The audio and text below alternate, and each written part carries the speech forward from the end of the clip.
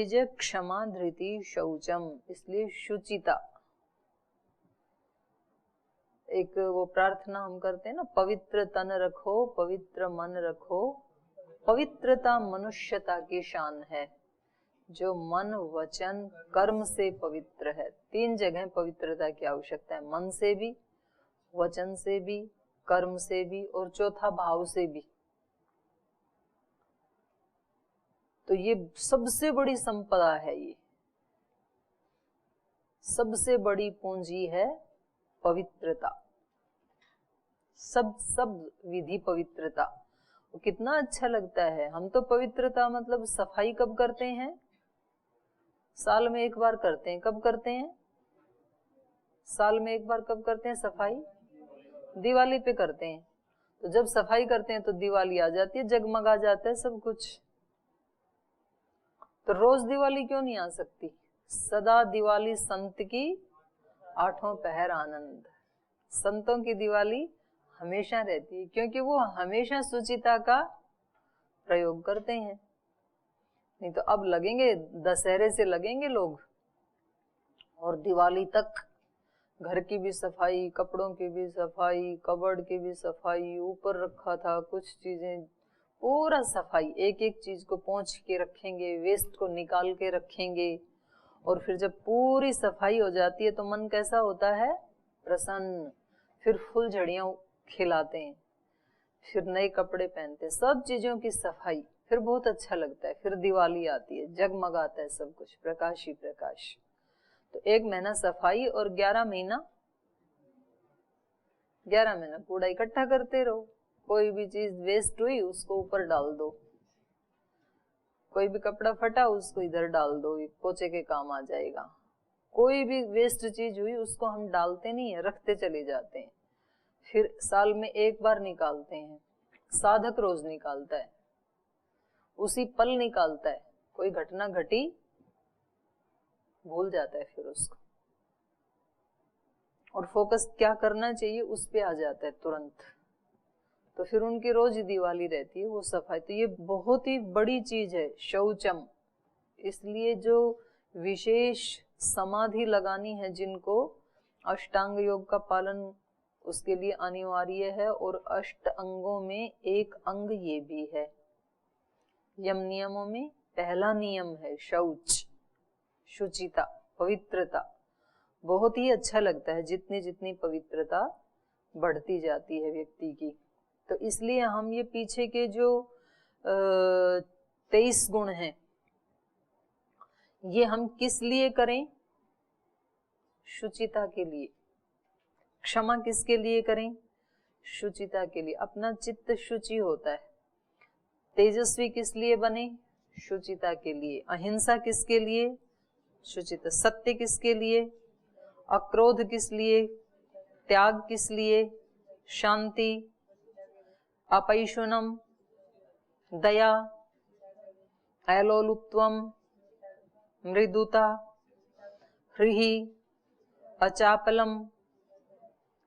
क्यों शुचिता नहीं चाहिए क्या? बोल भी नहीं रही। अभय, सत्व संशुद्धि, ये तो खुद इस अपने आप में ही शुचिता ही है। ज्ञान, योग व्यवस्थिति, दान। किसी को अपने धन को पवित्र करना हो तो क्या करे? दान करे। दम, दमन करने से क्या होगा?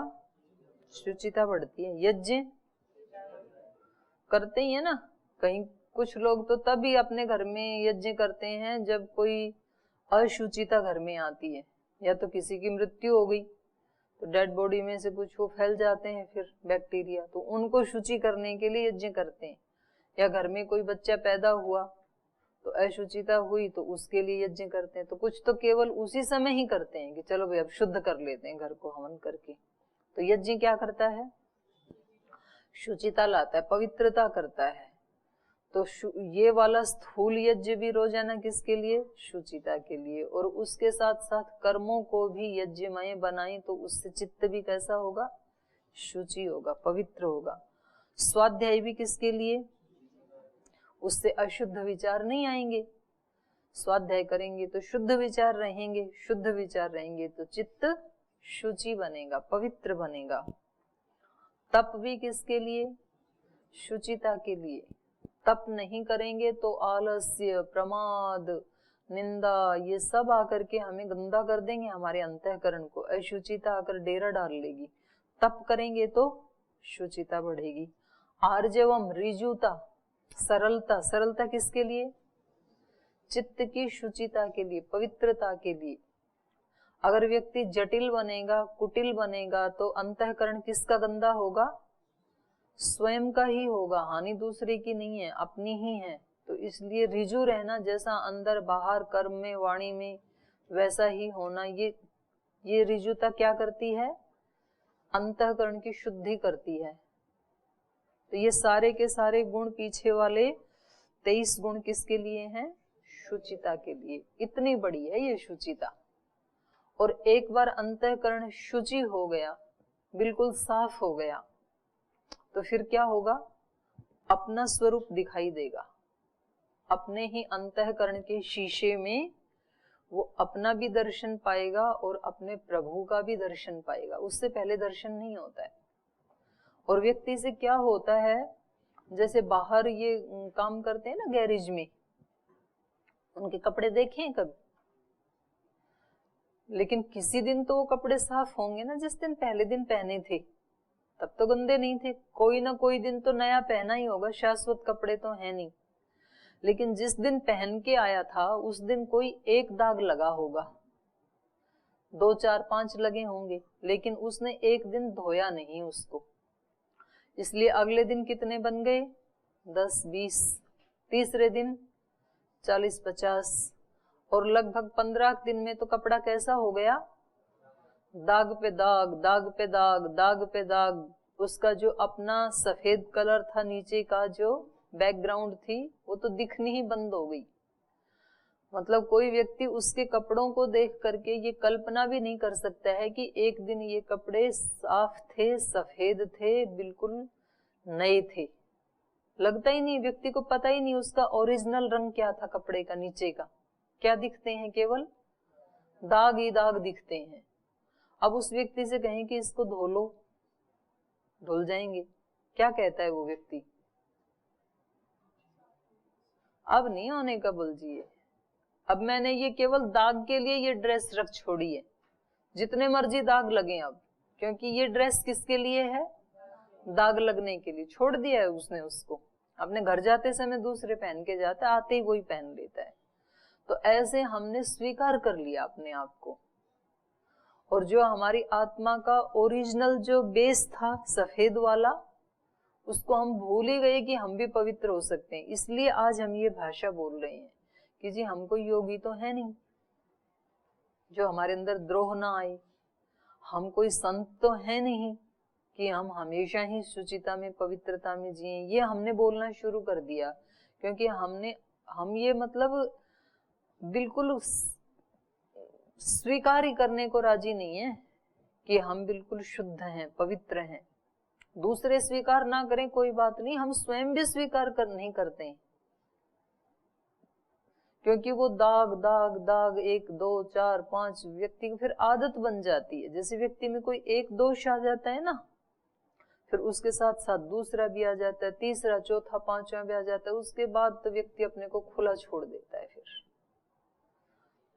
जिस व्यक्ति को आज चोर, डाकू, लुटेरा, जार और जितने भी दुर्गुण होते हैं, ऐसा एक कल्पना करो कोई दुर्गुणों से संपन्न व्यक्ति है। वो व्यक्ति भी एक दिन तो पैदा हुआ, उस दिन तो निर्गुण ही था ना, दुर्गुण नहीं थे उसमें। पीछे के जन्म के लाया होगा, लेकिन इस जन्म के तो कोई भी नहीं था, और ऐसे ही पिछले जन्म में बनाए होंगे। तो यहाँ पर तो ये सुविधा है कि ये व्यक्ति इन कपड़ों को उठा के रख दे और दूसरे नए पहन ले। इसको चेंज करने की सुविधा है यहाँ तो, और चाहे तो उनको जला डाले। लेकिन अंदर ये सुविधा नहीं है कि आप उस वाले अंतःकरण को कहीं फेंक दें और नया सेट ले लें भगवान जी से कह के। ये सुविधा नहीं है, वो साफ करना ही पड़ेगा। और जितनी देर लगाएंगे उतने दाग और बनते चले जाएंगे, इसलिए भलाई इसी में है कि आज से नहीं, अभी से ही जितना हो सके हम उसको धोने में लगें। और हो सकता है बाहर वाले कपड़े एक बार कुछ ऐसे दाग होते हैं बहुत गहरे की जो नहीं निकलते हैं, लेकिन अंतःकरण में ऐसा कोई दाग नहीं है जो भगवान के भर्ग से, भगवान के तेज से साफ ना हो जाए।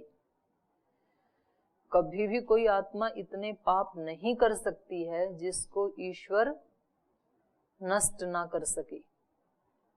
जब भी वो ईश्वर की शरण में जाएगा, जब भी वो भगवान के तेज से युक्त होगा, ऐसा कोई अंधकार दुनिया में नहीं है जिसको सूर्य दूर ना कर सके।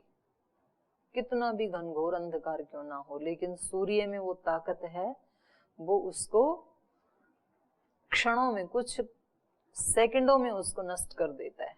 कितने भी वर्षों का, करोड़ों वर्षों का भी अंधकार क्यों ना हो, भले ही किसी गुफा में, तो ऐसा ईश्वर का तेज है। ये हमारे लिए अच्छी बात है, क्योंकि बाहर के डिटर्जेंट की तरह से नहीं धोना है, एक बार ईश्वर के अभिमुख होना है। जैसा भी हूं, यही आर्जवम है, यही रिजुता है।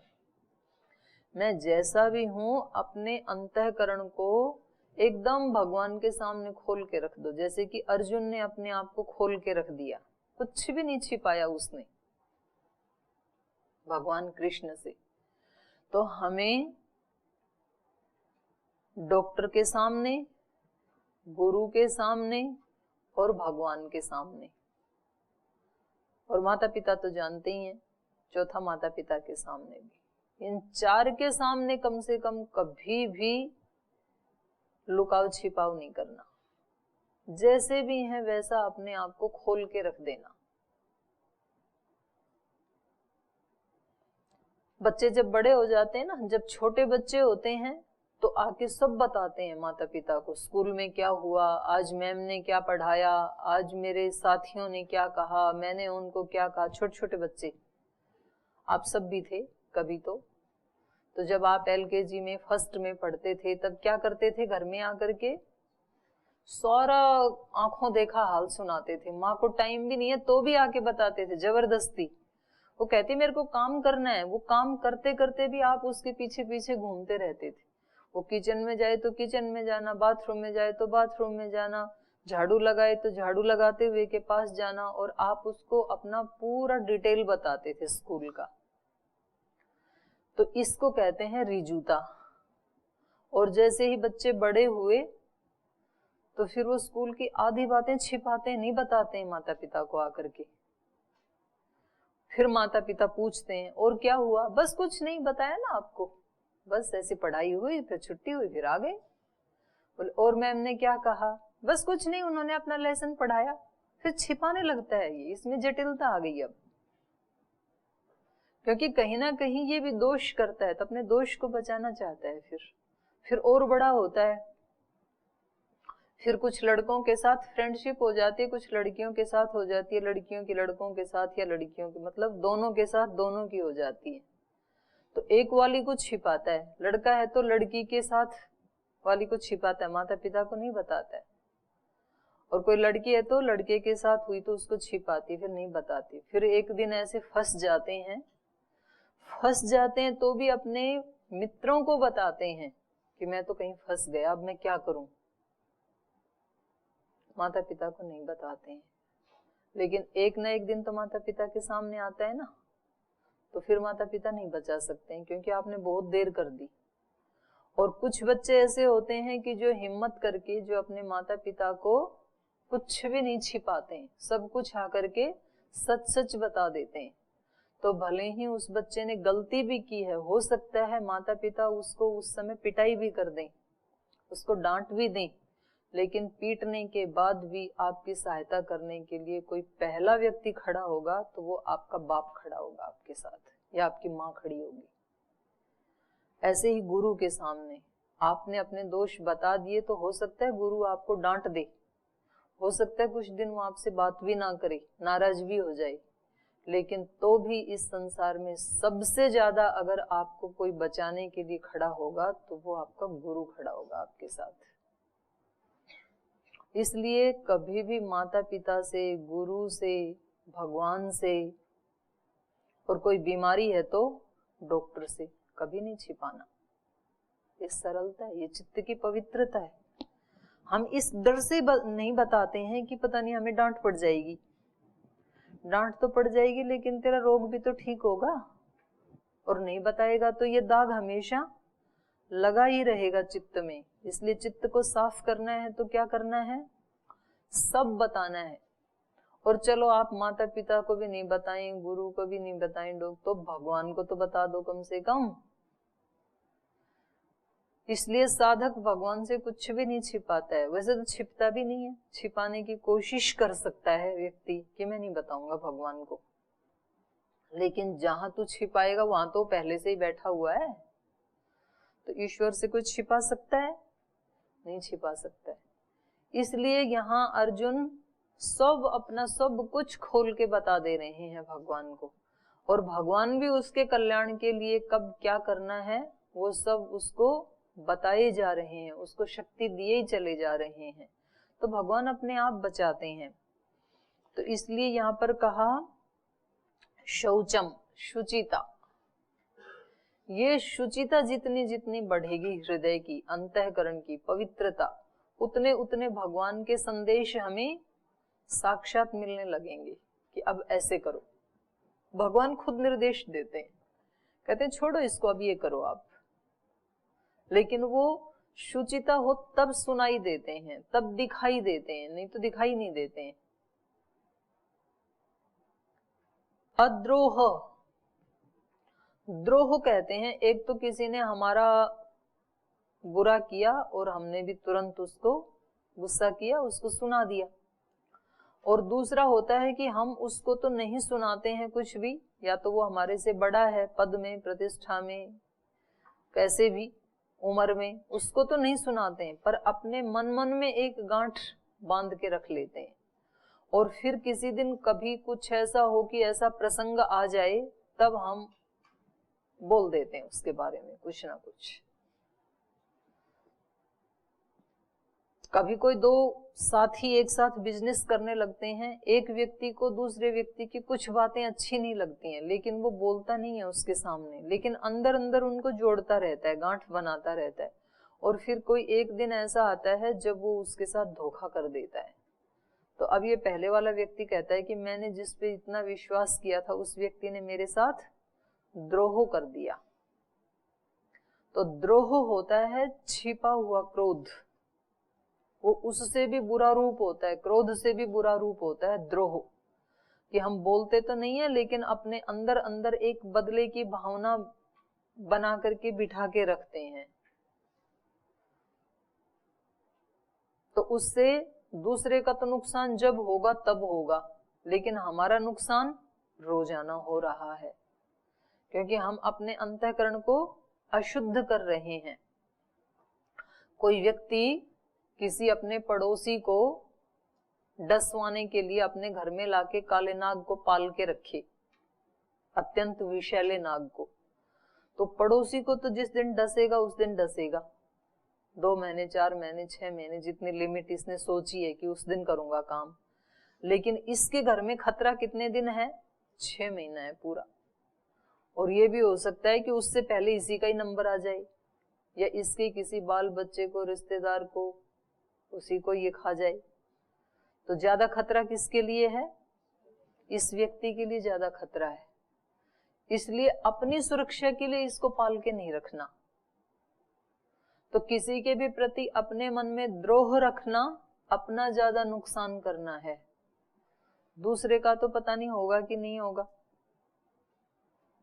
तो हमें क्या सोचना है, हो सकता है इस आत्मा के साथ कोई कब का कोई रहा होगा हिसाब किताब, इसने दे दिया अपना प्रसाद, हिसाब पूरा, अब छुट्टी। तो उधर से पीठ फेर के भगवान की तरफ अपना मुंह कर लेना, किसी से कोई बदले की भावना नहीं रखना। और ये चीजें अभ्यास करने से ही होती हैं।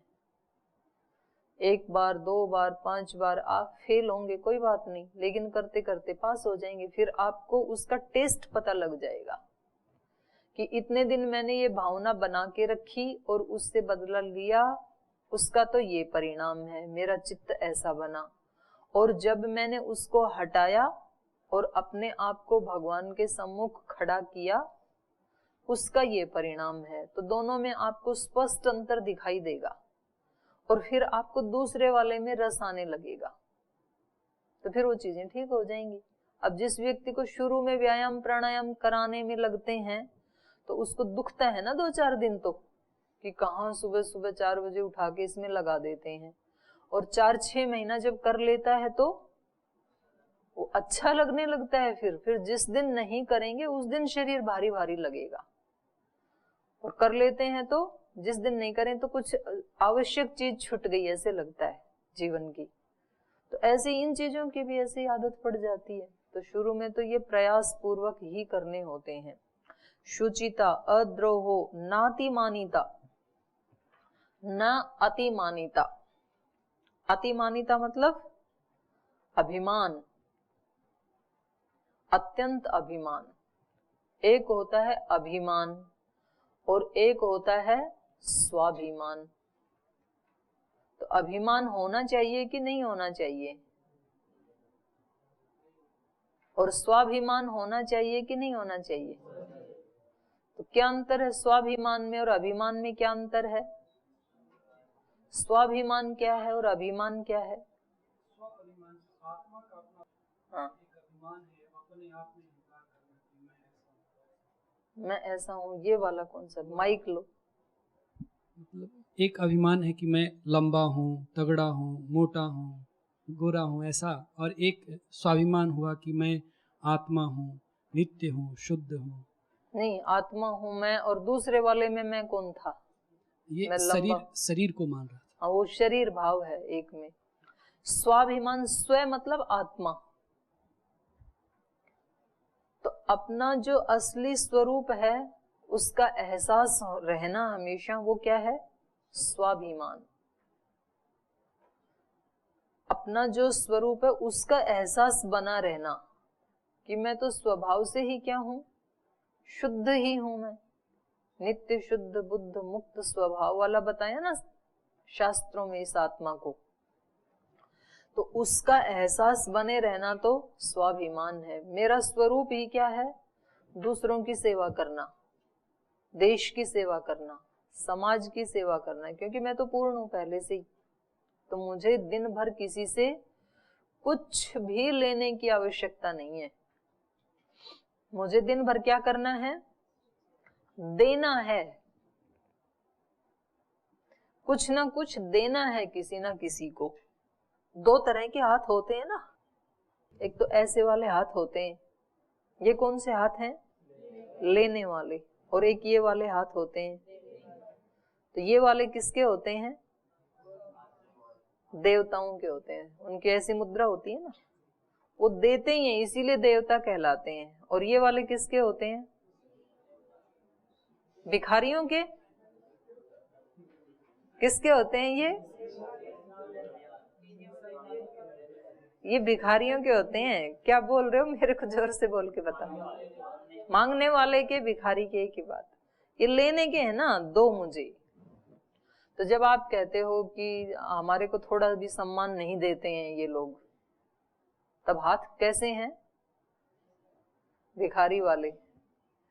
थोड़ी भी हमें इज्जत नहीं देते हैं, थोड़ा भी प्रेम नहीं देते हैं, थोड़ी भी करुणा नहीं देते हैं, थोड़ा भी रिलैक्स नहीं देते हैं, थोड़ा भी आराम नहीं देते हैं। ये हाथ कौन से हैं? भिखारी वाले हैं, ये मांगने वाले। कटोरा ऐसे है, और जब पूरे दिन देने के लिए बैठे हैं तब देवता वाले हाथ हैं। उनकी मुद्रा ऐसे होती है हमेशा देने की। तो इसलिए अपना सुबह उठते ही ये सोच लो कि मुझे दिन में किसी से कुछ नहीं मांगना, क्योंकि मैं तो अपने आप में ही क्या हूँ? पूर्ण हूँ मैं। भगवान ने मुझे पूर्ण बना के भेजा है। ये है स्वाभिमान। मुझे देना है, देश के लिए भी देना है, समाज के लिए भी देना है, घर परिवार के लिए भी देना है, रिश्ते नाते संबंधों के लिए देना है, साथियों के लिए देना है, गुरुजनों के लिए देना है, पशु पक्षियों के लिए देना है, सब के लिए देना है मुझे केवल। और फिर आप आत्मा की तृप्ति रात को महसूस करना कैसा लगेगा। सबकी सेवा करनी है। तो ये क्या है? स्वाभिमान। और अतिमान क्या होता है? मांगना। यहां तक कि व्यक्ति अपने से बड़ों से भी मांगता है कि मेरे बड़े भी मेरा सम्मान करें। इसको अतिमानिता कहा है और ये दोष माना है। इसलिए यहां पर कहा अद्रोहो न अतिमानिता। छोटों से तो सम्मान चाहता ही चाहता है व्यक्ति कि मैं इनसे बड़ा हूं तो ये सब मेरा सम्मान करें, और यहाँ तक कि अपने बड़ों से भी चाहता है, माता पिता गुरुजनों से, वरिष्ठों से, कि ये भी मेरा सम्मान करें, ऐसी भावना रहती है मन में। तो इसी को यहाँ पर अतिमानिता कहा है, अभिमान कहा है। ये अहंकार को पुष्ट करने के लिए या देह का जो एहसास है उसको पुष्ट करने के लिए ये एक दोष माना गया है। तो तेज, क्षमा, धृति, शौचम, अद्रोहो, नातिमानिता। अतिमानिता नहीं होनी चाहिए। भवन्ति संपदम दैवीम अभिजातस्य भारत। हे भरत कुल में उत्पन्न होने वाले अर्जुन, ये जो 26 संपदाएं मैंने तेरे को कही, ये पहले से ही तेरे अंदर हैं और ये हर एक आत्मा के अंदर हैं। बस उन आत्माओं को उनका प्रयोग करना है रोजाना। तो हम सुबह सुबह ये संकल्प ले सकते हैं उठते ही कि मेरे पास 26 संपदाएं तो ऐसी हैं जो पैदा होने के साथ ही मुझे मिली थी, और मुझे दिन भर क्या करना है? उनका प्रयोग करना है, सदुपयोग। जब जिसका जो अवसर आए, कभी दुकान से चाय पत्ती खरीदनी है तो 5 रुपए देते हैं, और कभी किसी दुकान से सोना खरीदना है तो 5 लाख भी देते हैं। तो जब जैसी जरूरत पड़े उसको खर्च करते हैं ना, बाहर की संपदा को। तो यहाँ पर भी जब जो जरूरत पड़े, कभी त्याग की जरूरत पड़ेगी, कभी क्षमा की जरूरत पड़ेगी, कभी धैर्य की पड़ेगी, कभी शुचिता की पड़ेगी, तो ये तो मेरे पास है। ऐसा एक संकल्प यदि हम सुबह उठते ही कर लें तो हमारा एक एक दिन करके फिर जीवन का उत्कर्ष होता जाता है। एक एक दिन करके फिर महीने बनते हैं, फिर वर्ष बनते हैं, वर्षों को मिला करके जीवन बनता है। तो ये इतने गुण, 26 गुण थे दैवी संपदा के। इस पे आप और चिंतन करके आए। आज यही कक्षा को विराम देते हैं।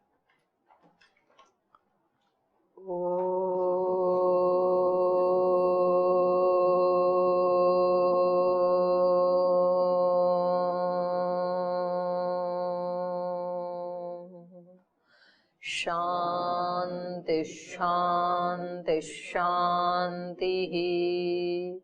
श्री गुरुभ्यो नमः।